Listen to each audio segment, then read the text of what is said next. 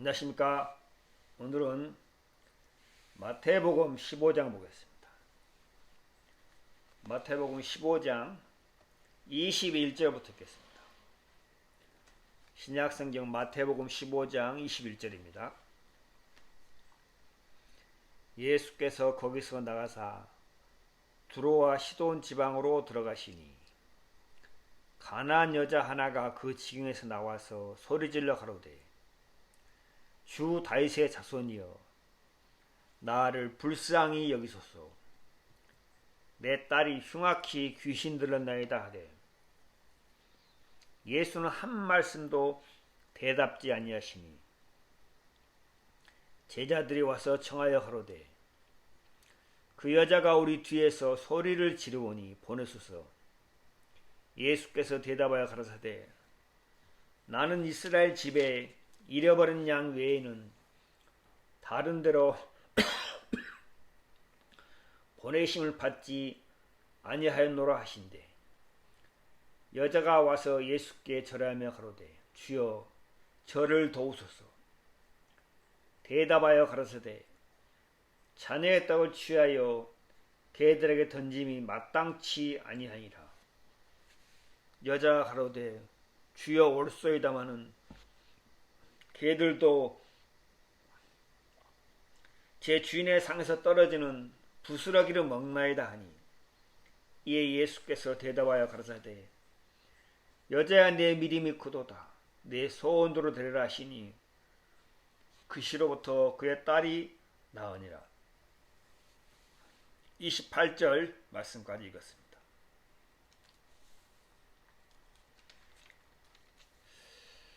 우리가 이 주일마다 하나님의 말씀을 또 같이 대하고 같이 상고하고 또 이 말씀으로 말미암아 또 하나님께서 우리에게 말씀하시는 그 하나님의 뜻과 또 하나님의 지혜와 또 하나님의 은혜를 이 말씀을 통해서 우리가 발견할 수 있고 또 그로 말미암아 우리가 하나님 앞에 소망과 담대한 믿음을 가질 수 있다는 것이 참 감사하고 복되다는 마음이 있습니다. 우리가 이 앞전 시간에 여러분 혹시 기억나실지 모르겠지만 로마서 5장 말씀을 잠깐 나누었습니다. 로마서 5장 우리가 연약할 때, 우리가 죄인 되었을 때, 우리가 원수 되었을 때 혹시 여러분 마음에 내가 연약하다 하는 것을 느껴본 적 있습니까? 내가 연약하다. 연약하다는 말은 능력이 없고 많이 부족한 뜻입니다. 내가 무엇을 하고 싶은데 사람들이 많이 하는 말이 하나님의 말씀대로 살면 되지요. 그렇게 이야기를 하는 사람이 참 많이 있습니다. 그런데 하나님의 말씀대로 살려고 한번 여러분이 마음에서 정하고 그 정한 마음대로 살려고 한번 삶에서 그렇게 해보십시오. 그러면은 내가 하나님의 말씀대로 살려고 했는데 내가 참 부족하구나, 연약하구나 하고 마음에서 느낄 수 있습니다. 나는 하나님의 말씀대로 살기를 원하는 마음은 있지만은 나는 이 하나님의 말씀대로 살기를 원하지만은 나는 안 되는구나 하는 것을 느낄 수 있다는 것입니다. 그런데 사람들은 정말 하나님의 말씀대로 살려고 마음을 쓰고 수고하고 애쓰고 하는 것이 없이 그저 막연하게 말씀대로 살면 되지요 하고 그렇게 이야기를 하는 사람이 많습니다.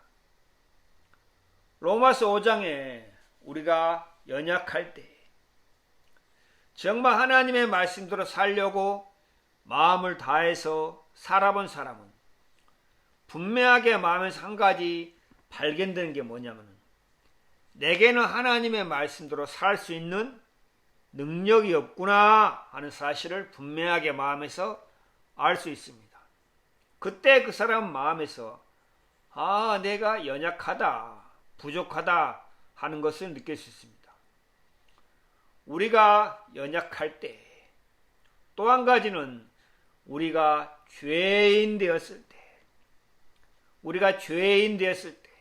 여기서 죄인 되었다는 말은 우리가 생각하는 어떤 죄의 생각 말고 보통 사람들이 생각하는 죄의 그라면 어떤 것이 있습니까?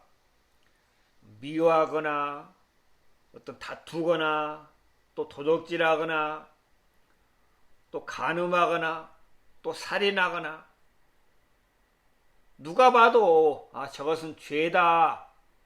저 사람은 참 죄를 많이 지었구나. 저 사람 참 나쁜 사람이구나 하고 알 수 있는데 물론 그것도 죄라고 할 수 있겠지만 성경에서 말하는 것은 우리가 죄인 되었을 때는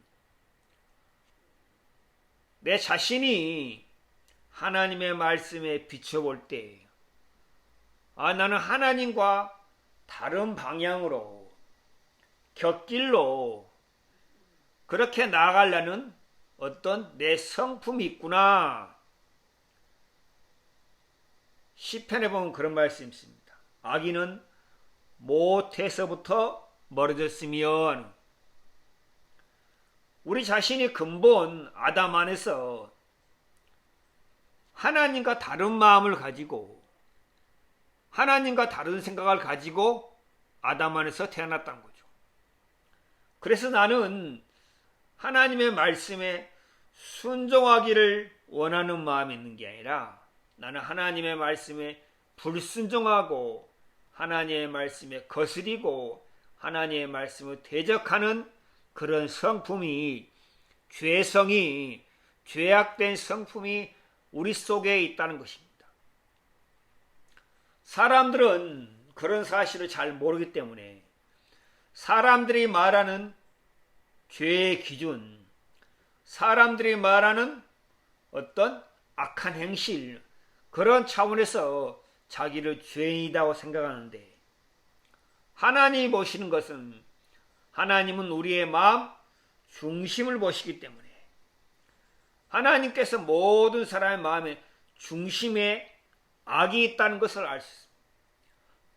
사람의 마음의 중심에 악이 있다. 악이 있다는 것은 하나님을 두려워하지 않고 하나님을 경외하지 않고 하나님과 상관없이 자기 욕망과 자기 욕심과 자기 생각의 길로 가려는 그런 죄악된 성품이 사람들의 마음에 있다는 거죠. 그래서 우리가 죄인 되었을 때 하는 말은 나는 하나님과 반대되는 하나님과 거스리는 정말 그런 불순종하는 그런 성품이 내 안에 있구나. 이사야 30장에 뭐라 했습니까? 이 백성은 하나님의 말씀을 듣기 싫어하는 패역한 백성이었거든요. 우리 잠깐 보겠습니다. 이사야서입니다. 이사야서 30장입니다.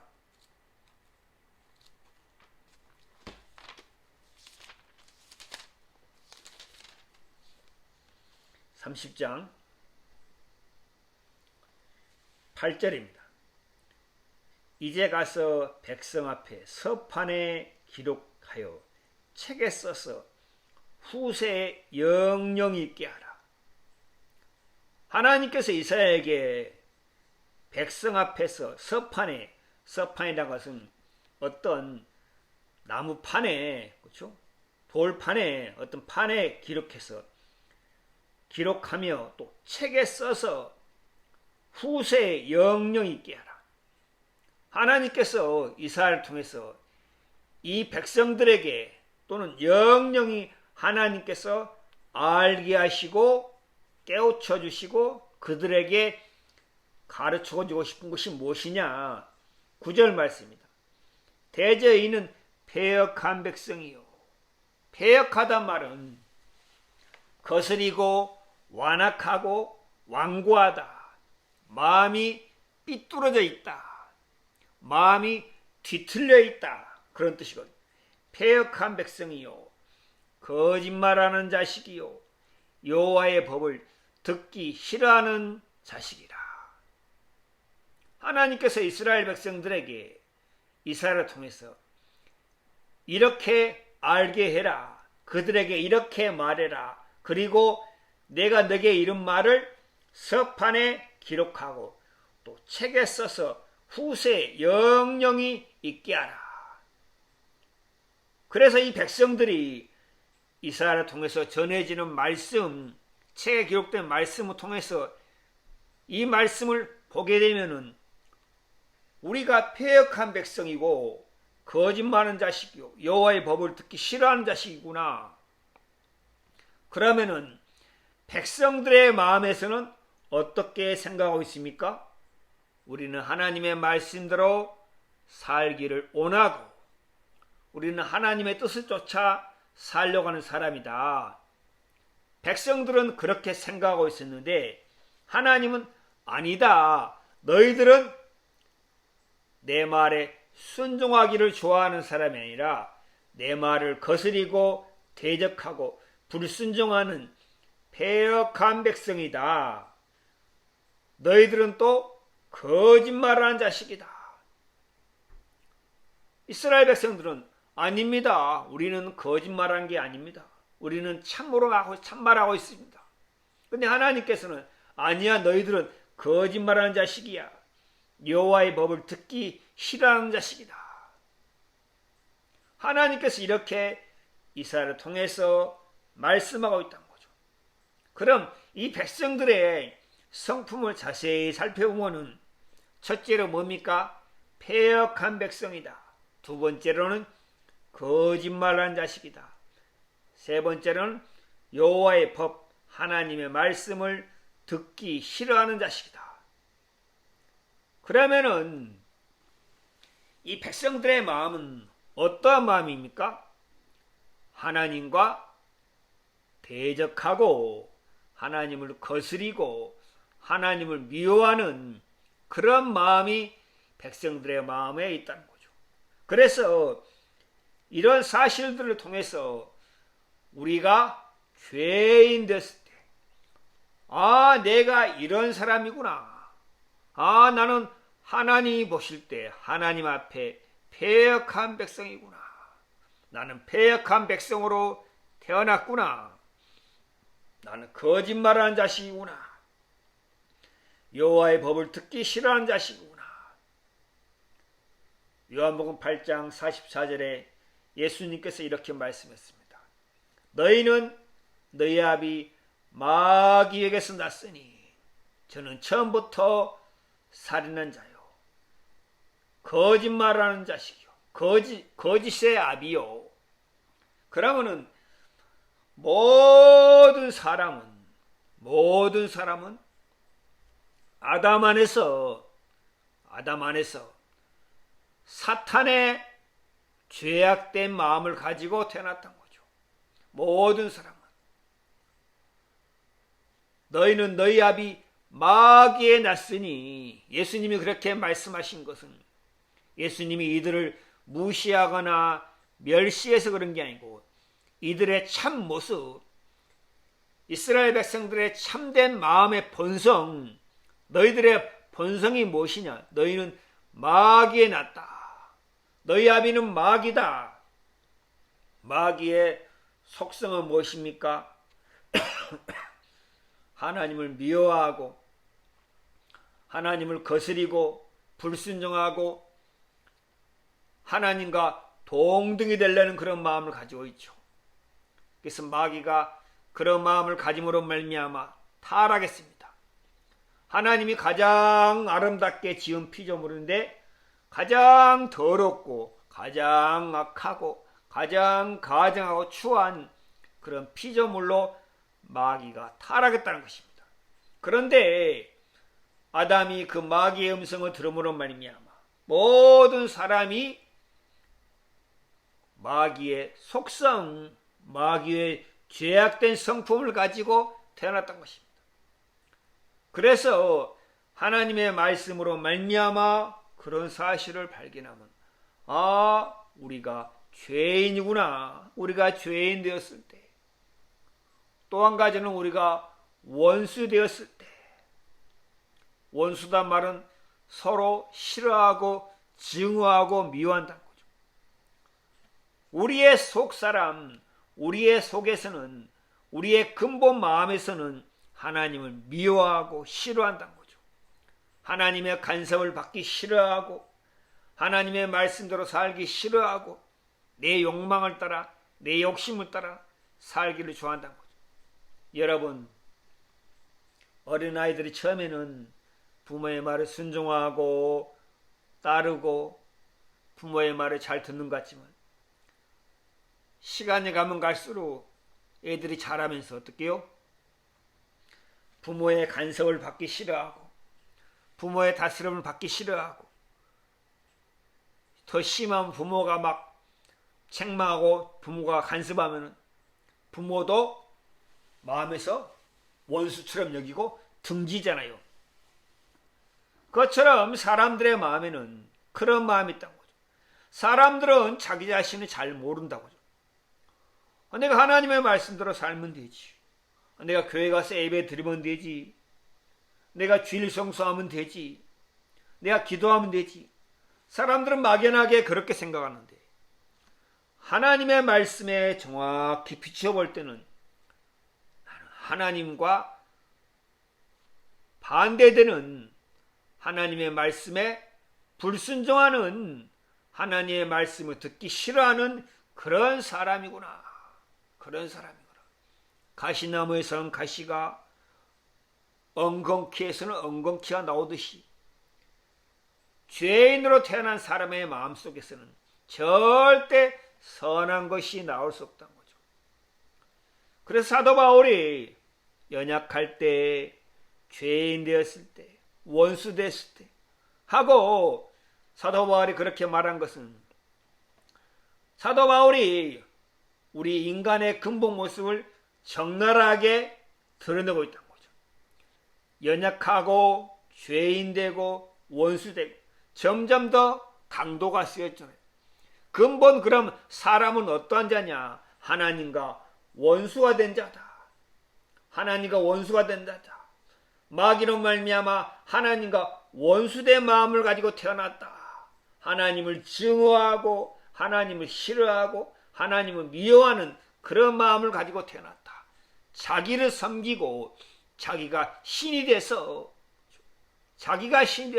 자기를 섬기는 그런 죄악된 성품을 가진 사람으로 태어났다. 로마서 5장 사도 바울이 그렇게 이야기하는 것은 사도 바울이 우리가 연약할 때, 죄인 되었을 때, 원수 되었을 때 사도 바울의 마음에서는 뭘 이야기하고 싶으냐? 그런 우리를 향한 하나님의 사랑, 원수된 우리, 하나 앞에 죄인된 우리, 연약한, 무익하고 무능한 아무것도 하나님을 위해서 아무것도 할 수 없는 우리, 그런 우리를 위해서 하나님께서 베푸신 하나님의 사랑과 하나님의 은혜와 하나님의 긍휼이 얼마나 크고 놀라운지 사도 바울이 나타내고 싶어 한다는 거죠. 하나님께서 사도 바울의 마음속에 뭘 주었습니까? 그리스도를 줬다는 거죠. 그리스도. 사도 바울이 내게 사는 것은 그리스도니, 빌립보서에 그렇게 이야기하고 있습니다. 내게 사는 것은 그리스도니. 이제 내가 사는 것이 아니요 내 안에 그리스도께서 사신 것이라. 거듭난 사람의 마음속에는 그리스도가 영으로 거하고 있다는 거죠. 전에는 그 사람 마음속에 자기 자신이 신이 되어 있고 자기 자신이 우상이 되어 있었는데 거듭난 후로는 마음이 바뀌었다는 거죠. 마음의 성전에, 그 사람 마음의 성전에 자신이 중심으로, 자신이 주가 돼서 세워져 있었는데, 자기 자신이 그리스도와 함께 십자가에서 죽고 장사되고 끝난 사람 마음속에는 그리스도가 그 사람 마음에 주로 세워져 있다는 거죠. 그래서 하나님께서 사도 바울의 마음속에 그리스도를 선물로 줬다는 거죠. 그래서 하나님께서 사도 바울을 통해서 그리스도를 나타내고 그리스도를 자랑하고 그리스도를 증거하기를 원했다는 거죠. 사도 바울이 로마서 5장에 연약할 때, 죄인 되었을 때, 원수 되었을 때, 우리가 하나 앞에 그런 사람이구나. 사도 바울이 궁극적으로는 뭘 얘기하고 싶어 하냐면, 이런 너희들을 향한 하나님의 사랑, 하나님의 은혜, 하나님의 긍휼, 사도 바울이 그리스도를 로마에 있는 성도들에게 알리고 나타내고 로마에 있는 성도들의 마음속에 그리스도가 견고히 세워지기를 참 바랐던 거죠. 여러분들 로마서 5장에 있다 보면 이 사도 바울이 이걸 내게 지금 이야기하고 있구나. 내 마음에 이 사실을 말씀하고 있구나 하는 것을 느낄 수가 있다는 거죠. 저도 제 마음에 참 감사한 것이, 저도 제 자신을 잘 몰랐을 때는 내가 그래도 무언가 하면 되지, 내가 말씀대로 살면 되지 하고 생각했었는데, 하나님의 은혜로 하나님의 성령께서 말씀을 제 마음에 비추어 주시니까 내 자신이 얼마나 더럽고 추한 사람인지, 내 마음 구석구석을 다 봐도 선한 것이, 의로운 것이 하나도 없구나. 내 마음 구석구석을 비춰보니까 흑암뿐이고 더러운 것뿐이고 악뿐이구나 하는 사실을 하나님의 은혜로 알게 됐습니다. 그때 제 마음에 그리스도를 믿는 마음이, 내게 그리스도로 허락하신 하나님의 사랑이, 그리스도가 제 마음에 충만해지고 마음에 참 감사와 기쁨이 넘치게 됐던 거죠. 그래서 제 마음에 내가 그런 자구나. 내가 연약할 때도 있었고 죄인 될 수도 있었고, 내가 하나님과 원수된 자구나. 내가 하나님과 원수된 자구나. 내게 심판과 저주와 멸망이 임하겠구나. 보통 사람들은 우리가 하나님의 은혜를 입어야 됩니다 얘기하지만, 은혜는 어떤 사람에게 임합니까? 어떤 사람에게 은혜가 됩니까? 마음에서부터 내 자신이 하나 앞에 저주와 멸망과 심판을 받을 수밖에 없는 자라는 사실을 마음에서 발견할 때, 마음에서 인정이 될 때, 그 사람에게는 하나님의 긍휼만이, 하나님의 은혜만이 그 사람에게 바랄 수밖에 없다는 거죠. 그래서 하나님의 은혜를 입은 사람들의 마음에는 공통적으로 뭐가 있느냐? 그 마음에 하나님의 심판이 임한 적이 있다는 거죠. 하나님의 저주가, 하나님의 멸망이 그 사람 마음에 임한 적이 있다는 거죠. 그때 그 사람이 하나님을 향해서 고개를 들 때 말씀으로 말미암는 그리스도의 은혜와 그리스도의 사랑이 그 사람 마음에 임하게 되어 있습니다. 그것처럼 우리 앞전 시간에 로마서 5장 말씀을 통해서 하나님이 이렇게까지 나를 위하셨구나, 하나님이 이렇게까지 나를 사랑하셨구나 하는 사실을 말씀을 통해서 살펴볼 수 있었습니다. 오늘 우리가 마태복음 15장 말씀을 봤습니다. 마태복음 15장입니다. 21절입니다.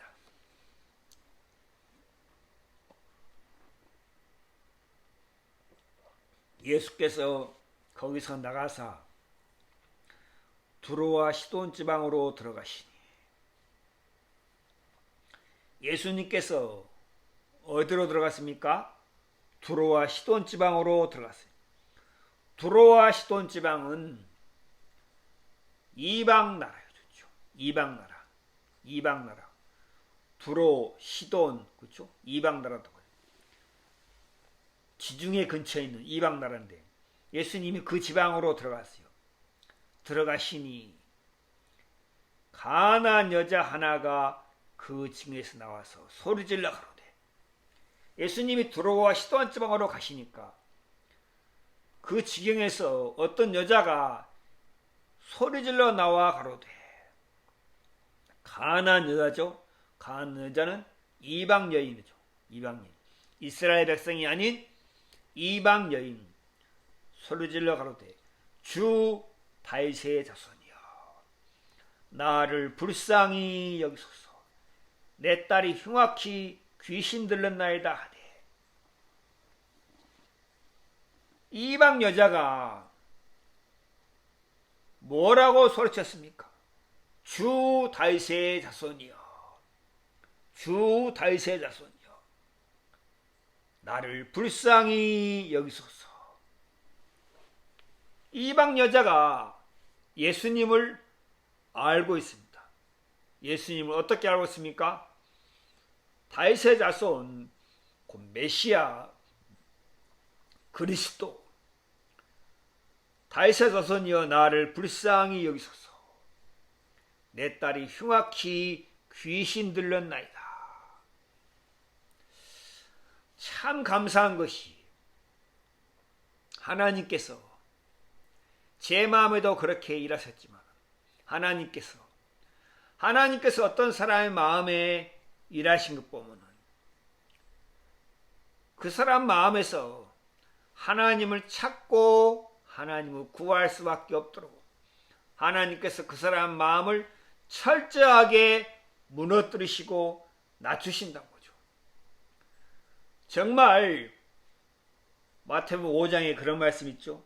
심령이 가난한 자는 복이 있나니 천국이 저희 것이며, 애통하는 자는 복이 있나니 저희가 위로를 받을 것이요.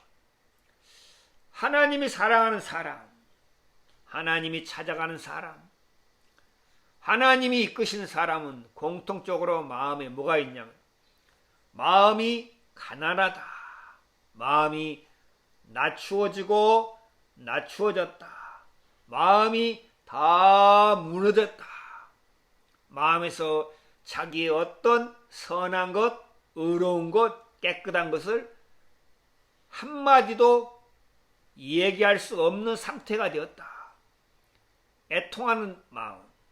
이 여자의 마음에 뭐가 있습니까? 애통하는 마음이 있잖아요.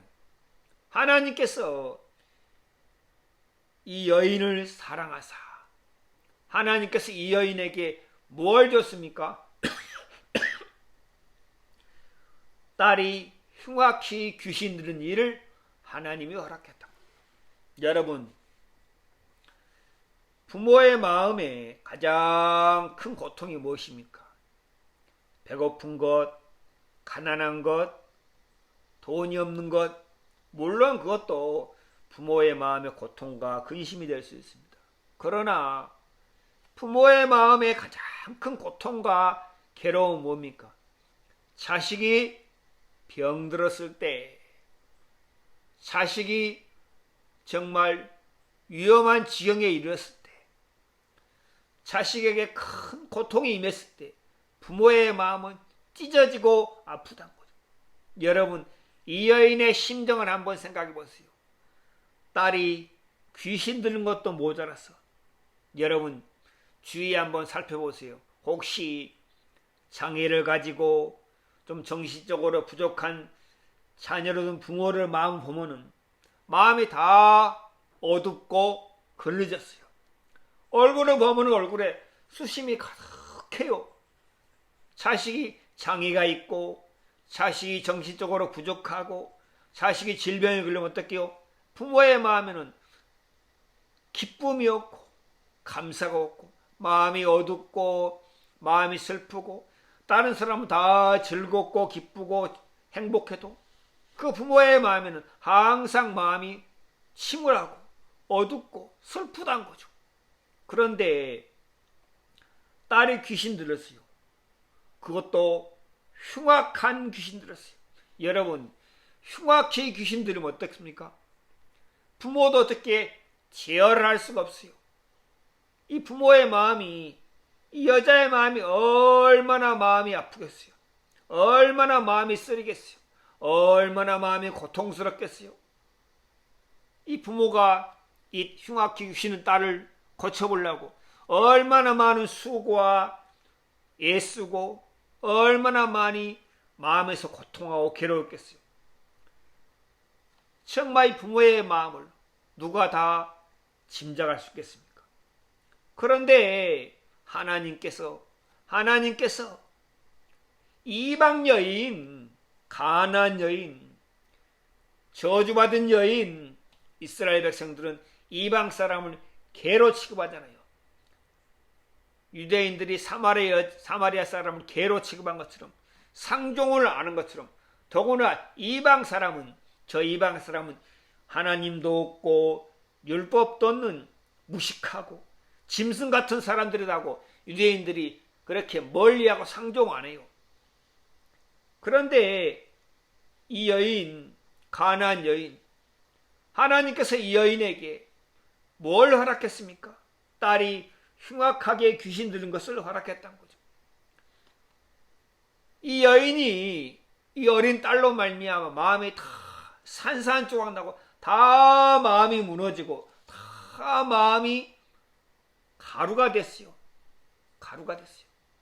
마음에서 절망과 고통과 괴로움과 답답함과 슬픔과 어찌할 줄 모르는 그런 마음으로 마음이 다 무너졌다는 거죠. 하나님의 은혜와 하나님의 사랑과 예수 그리스도를 만난 사람 마음에는 다 마음에서 이런 경험이 한 번 다 있다는 거죠. 자신의 인생이 한 번 다 무너지고 자신의 의지가 다 무너지고 자신의 생각이 다 무너져서 주여 내가 무엇을 하오리까? 주여 나를 불쌍히 여기소서 하는 마음으로 하나 앞에 그 영혼이 한번 선 적이 있다는 거죠. 하나님께서 이 여인에게 흉악히 귀신 들은 딸을 허락해서 이 여인이 예수님 앞에 나오지 않고는 견딜 수 없는 그런 마음을 줬다는 거죠. 22절에 가나안 여자가 하나 그 징에서 나와서 더 이상 거기에 머무를 수 없다는 거죠. 예수님의 소문이 이 여인의 마음에 들렸다는 거죠. 복음이 어떤 사람의 마음에 들립니까? 요한복음 5장에 뭐라 했습니까? 우리 잠깐 보겠습니다. 요한복음 5장입니다.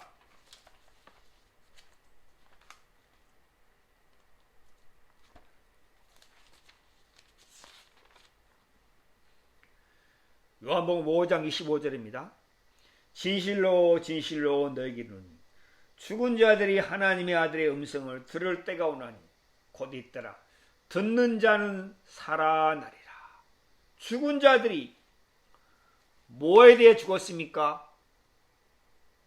자기 생각에 대해서, 자기 욕망에 대해서, 자기 원함에 대해서, 자기 뜻에 대해서 죽었다는 거죠. 더 이상 어찌할 수 없다는 거죠. 죽은 자들이 하나님의 아들의 음성을 들을 때가 곧 있더라. 듣는 자는 살아나리라. 하나님의 말씀을 듣는 여러분도 한 번쯤 생각해 보세요. 내가 정말 하나 앞에 죽은 자인가? 아담 안에서 모든 사람이 죽음까지, 아담 안에서 모든 사람이 하나님의 영이 없는 채로 마귀의 사상과 마귀의 마음을 가지고 태어났던 거죠. 그들은 하나님에 대해서 죽었어요. 하나님에 대해서 반응을 할 수 없다는 거죠. 아담이 범죄한 후에 하나님이 뭐라 했습니까? 아담아 내가 어디 있느냐? 아담이 하나님의 말씀을 들었지만 그 말씀의 참된 의미를 모르니까 뭐라고 됩니까? 아담이 내가 부섰으므로 들어와요 숨었나이다. 아담이 그렇게 얘기하잖아요. 그것처럼 모든 사람이 하나님의 말씀을 듣긴 들으나 그 말씀이 마음에서 반응을 못한다는 거죠. 마찬가지로 죽은 자들이, 이 가나안 여자는 죽었어요. 뭐에 대해 죽었습니까? 자기 수고도 끝나고, 자기 노력도 끝나고, 자기 예순도 끝나고, 자기 일도 다 끝나버렸어요. 더 이상 방법과 길이 없는 여자단 거죠. 하나님께서 이 여자를 어떻게 해서 예수님 앞에 나올 수밖에 없도록 하나님이 이끄십니까? 요한복음 6장에 그랬습니다. 보겠습니다. 요한복음 6장입니다.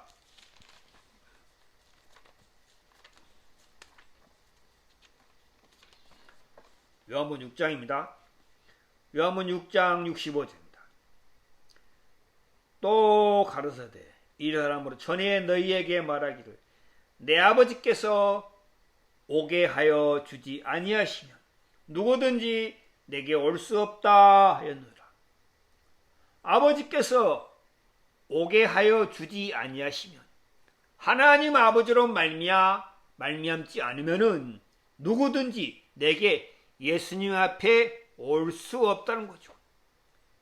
동일하게 이 시대에도 하나님 아버지께서 이끌어 주지 아니하시면 이 생명의 말씀 앞에, 생명의 말씀 되신 그리스도 앞에 올 수가 없다는 거죠. 참 감사한 것이 하나님께서 이 여자를 어디로 이끌었습니까? 예수님 앞으로 이끌어 주셨다는 거죠. 우리가 겉으로 볼 때는 참 이 여자 불쌍한 여자다. 어떻게 저런 인생이 다 있냐? 정말 기구하고 불쌍하고 정말 안 됐다. 정말 불행하다. 정말 안타깝다. 우리가 겉으로 볼 때는 그렇게 얘기하고 생각할 수 있겠지만 이면적으로 볼 때는 이 여자 복받은 여자다. 이 여자 하나님의 은혜를 입은 여자구나. 하나님께서 이 여자를 어떤 형편을 통해서요? 흉악히 귀신 들는 딸을 통해서 하나님께서 이 여자를 예수님 앞으로 이끌어 오신다는 거죠. 저도 생각해 보면 하나님께서 제 인생 속에 무능하고 미련하고 더럽고 가증하고 남들보다 부족하고 부끄러운 짓 많이 하고 창피한 거 많이 하고 수치스럽고 내가 왜 이런 삶을 살았지? 왜 내가 이런 자지?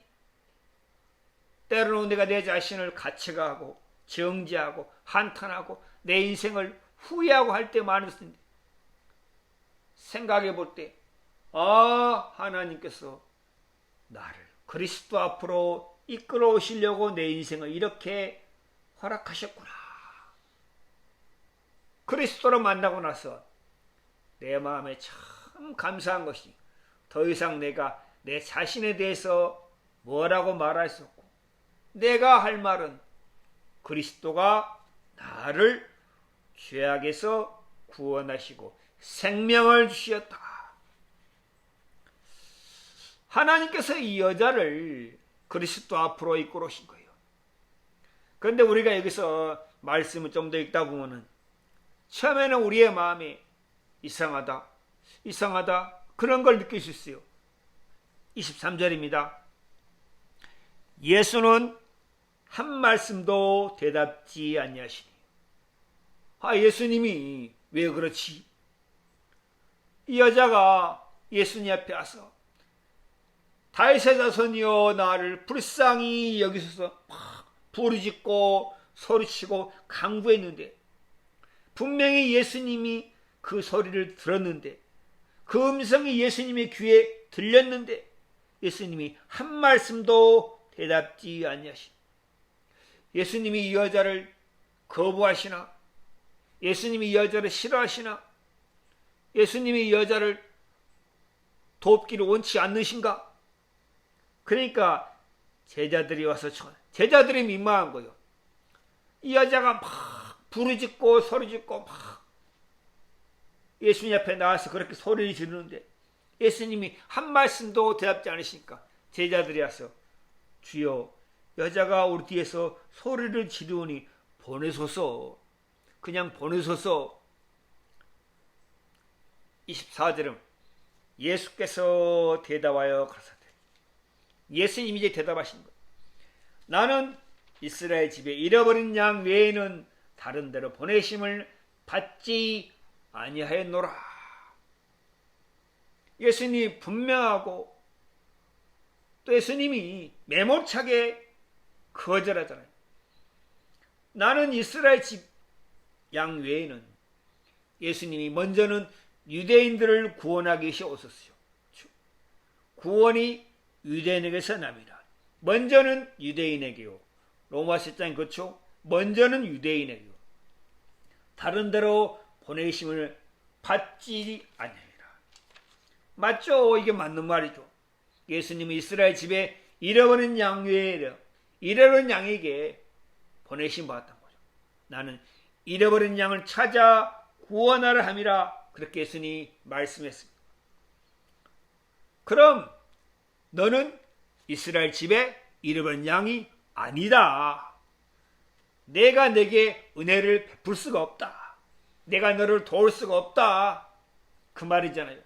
너는 이스라엘 집에 잃어버린 양이 아니기 때문에 내가 너를 도울 수 없고 내가 내게 은혜를 베풀 수가 없다. 이 말을 들으면 이 여자가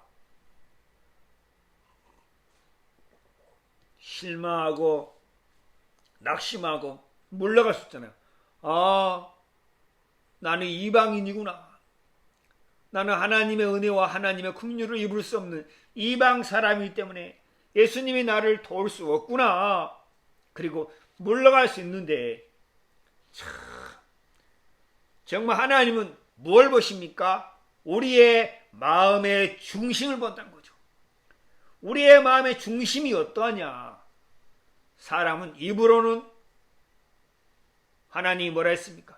이 백성이 입술로는 나를 존경하나 마음은 내게서 멀다. 사람은 입으로는 어떻게요? 주님 주님 하나님 사랑합니다 하지만 마음은 중심에는 다른 마음이 있다는 거죠. 그런데 이 여자가 와서 예수께 찾아가도 주여 저를 도우소서. 우리가 겉으로 볼 때는 이 여자 끈질기다 그렇게 생각할 수 있겠지만 분명히 예수님이 나는 이스라엘 집에 잃어버린 양 외에는 보내심을 받지, 나는 너를 도와주라고 하나님이 나를 너에게 보내신 게 아니다. 너는 이방 여인이니까 나는 너를 도울 수가 없다. 너는 이스라엘 집에 잃어버린 양이 아니니까 내가 내게 은혜를 베풀 수가 없다. 예수님이 분명히 말씀했어요. 그런데도 이 여자가 예수께 저러면 주여 저를 도우소서. 주여 저를 도우소서. 그럼 이 여자의 마음속에 더 이상 물러갈 길이 없다는 거죠. 더 이상 갈 데가 없어요. 주여 저를 도우소서. 26절에 이 말씀을 들으면 너무 참, 어떻게 예수님이 이렇게 말씀할 수 있을까 하고 생각할 수 있습니다. 대답하여 가라사대 자녀의 떡을 취하여 개들에게 던짐이 마땅치 아니하니라. 예수님, 여러분 생각하시는 예수님이 이런 예수님 맞습니까? 자녀의 떡을 취하여, 자녀의 떡에다가 이스라엘 백성들에게 줄 떡을 취하여 개들에게, 개들은 누굽니까? 이방인이죠. 던짐이 마땅치 않다. 결국 이 말은 무슨 말입니까? 너는 개다. 속된 말로 개다. 내가 어떻게 자녀에게 줄 것을 취하여 개들에게 주겠느냐? 한마디로 뭐냐면 이 여자의 마음에 막 상처를 주고 마음에 빗을 꽂고 마음을 막 괴롭게 하고 낙심하게 하고 마음에 실망되게 하고 그런 말을 할 수 있는데 너무 감사한 게 한 가지 있습니다.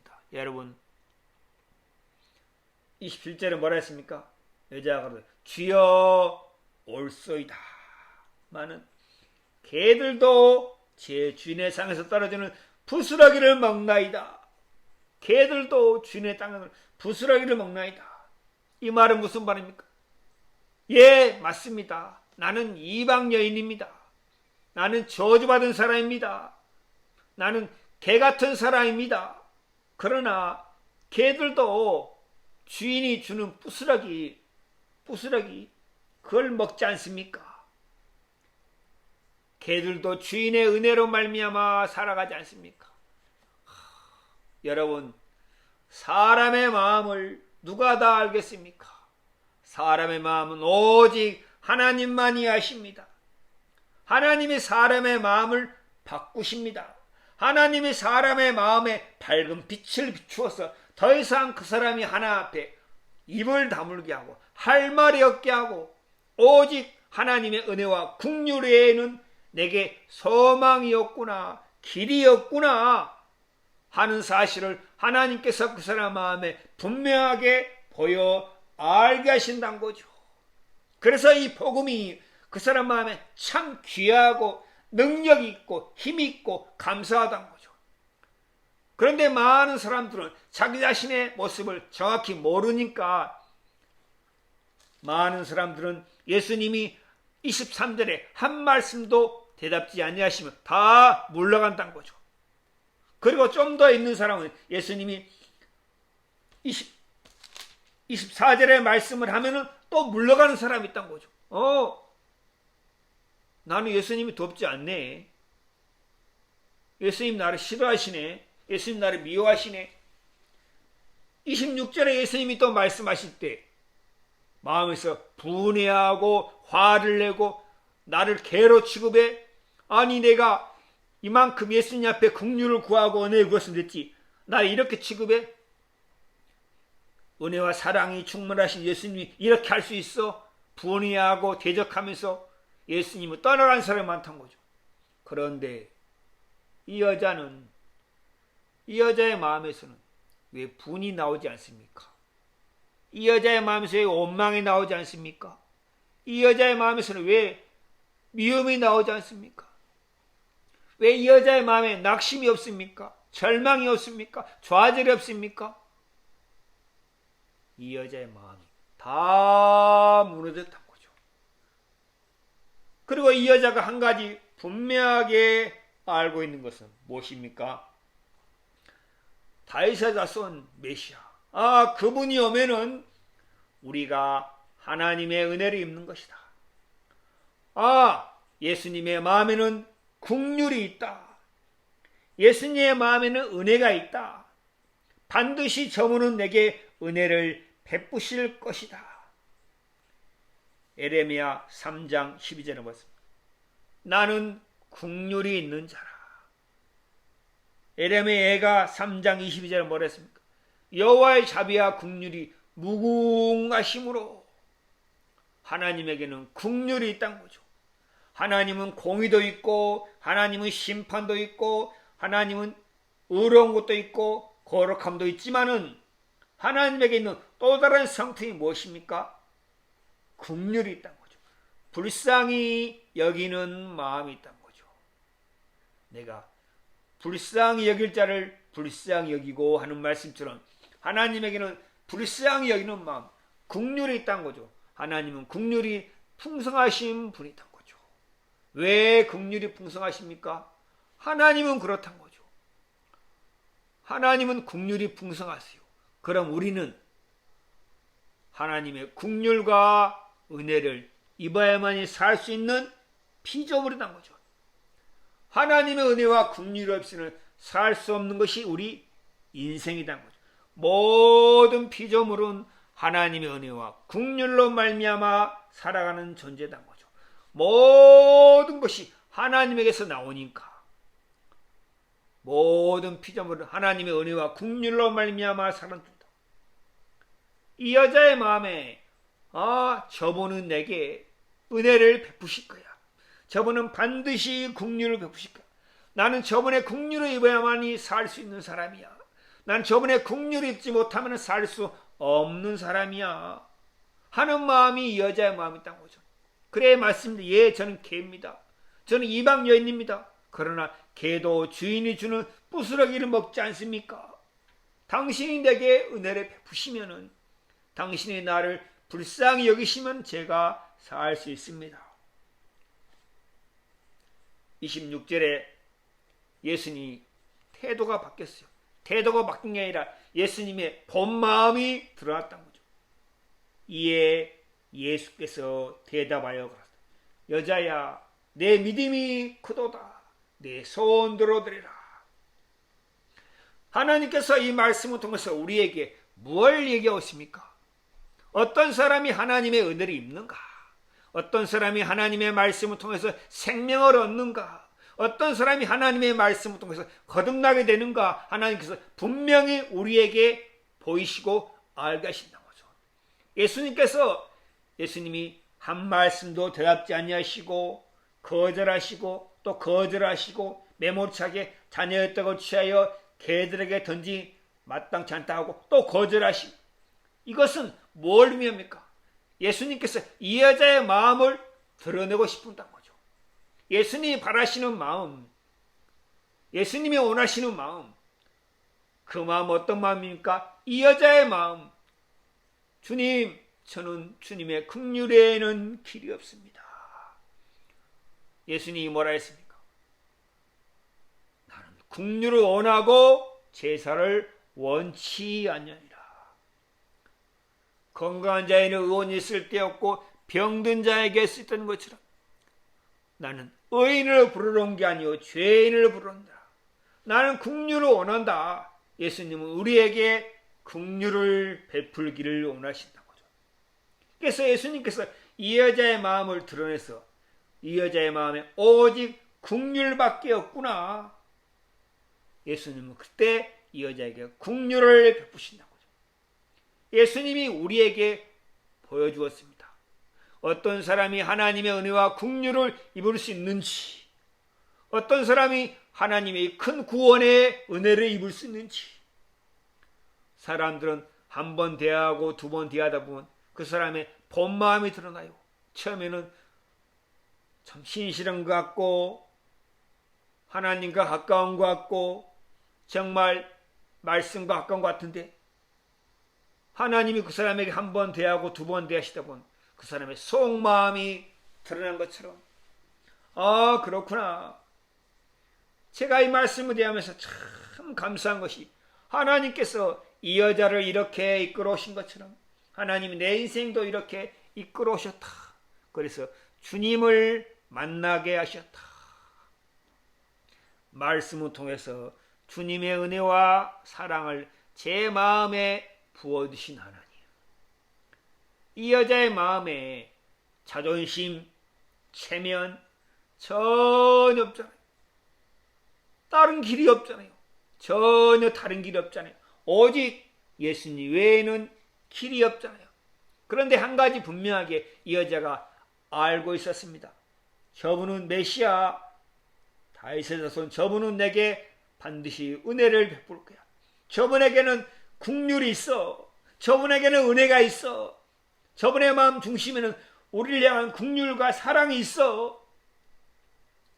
그럼 하나님의 은혜와 긍휼을 있게 합당한 마음 무엇입니까? 하나님의 은혜와 긍휼 외에는 다른 길이 없는 마음. 사람들의 마음은 얕아가지고 조금만 말을 하면 상처받고 마음에서 분해하고 화를 내고 듣기 싫어하고, 대부분 사람이 그렇다는 거죠. 그래서 하나님이 사랑하는 사람은 그 사람 인생 속에 그 사람이 감당할 수 없는 일을 보내시고, 그 사람이 얼마나 추하고 더러운가 그 사람의 영혼의 참모습을 보게 하시어서 하나 앞에 주여 저를 불쌍히 여기소서 하는 마음으로 하나 앞에 손을 들고 항복하게 하신다는 거죠. 이 여자가 하나 앞에 항복했어요. 이 여자의 마음에는 자기를 주장하는 마음, 자기를 가르는 마음, 분해하는 마음, 원망하는 마음, 자존심이 상해하는 마음 전혀 없다. 오직 하나님의 은혜와 긍휼을 구하는 마음, 그리고 하나님께서 반드시 내게 은혜를 베푸실 것이다. 그게 믿음이다. 여러분, 누가 하나 앞에 나갈 때 내 어떤 선한 것, 어려운 것, 깨끗한 것 하나님은 전혀 받지 않으십니다. 왜 그렇습니까? 하나님 우리 인간을 아시기 때문에. 하나님 앞에 나갈 때 단 한 가지 조건. 하나님은 내게 은혜를 베푸신다.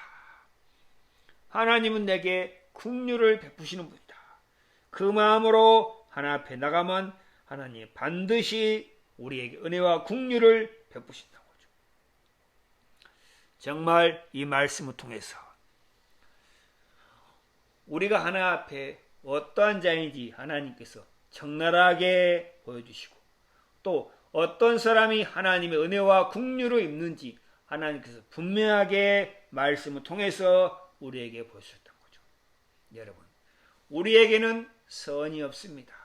우리에게는 의가 없습니다. 우리는 절대 하나님을 기쁘시게 할 수 없습니다. 우리는 하나님의 진노와 하나님의 화와 하나님의 미움을 당할 수밖에 없는 그런 성품을 가진 자로 태어났습니다.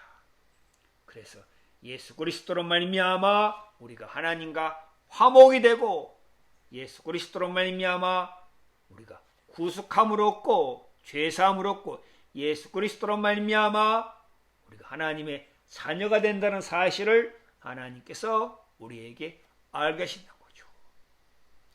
정말 여러분 마음속에 이 말씀을 듣고서 아직도 자기 자신에게 기대를 두고 있는 사람, 아직도 자기 자신을 의지하는 사람은 말씀 앞에서 나는 내 자신을 믿을 수 없구나, 내 자신에게 기대하는 것이 하나도 없구나 하는 사실을 인정하고 말씀 앞에서 주의 은혜와 긍휼을 구하는 마음으로 주님을 찾고 구하게 되면 주님께서 이 여자에게 베푸신 은혜와 긍휼을 동일하게 우리에게도 베푸시고 나타내실 줄 믿습니다. 정말 하나님께서 우리에게 말씀을 통해서 우리의 마음을 이끌어 주시고 비추어 주시고, 우리의 마음을 하나님의 말씀에 합당한 마음으로 우리의 마음을 이끌어 주신 주님께 참 감사를 드립니다. 정말 여러분 모두의 심령 속에 이 말씀이 능력으로 역사해서 자신을 부인하고 말씀을 의지하는 그런 복된 하나님의 은혜를 입는 여러분이 되시기를 주의 이름으로 축원을 드립니다. 오늘 오전 말씀은 여기서 마치겠습니다.